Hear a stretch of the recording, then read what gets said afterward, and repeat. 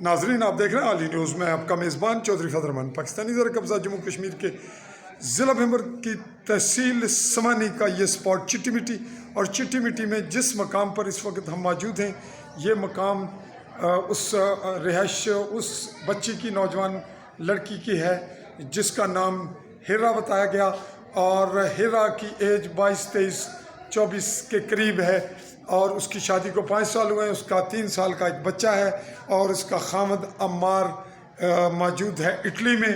یہ وہ کمرہ ہے جہاں پہ اس کی نعش لٹکی ہوئی پائی گئی، اور کیمرہ بھی پاس ٹوٹا ہوا، جس کی اطلاع پر ہم نے اس کو پوسٹ کیا، اس خبر کو، اور اس کے بعد اسی پر پولیس ایمرجنسی پہنچی اور اس کمرے کو بلاک کیا۔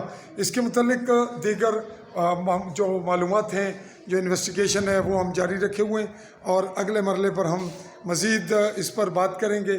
یہ منظر آپ دیکھ رہے ہیں بالکل یہ روڈ کے قریب ہے، اور ان کے ہمسائے میں بھی ان کی اپنی فیملی ہے، اور یہ دور تک جو اگلا منظر ہے وہ ناظرین ہے بنڈالہ کا، اور اس جانب سندوا کراس وغیرہ اور بھنبر ہے۔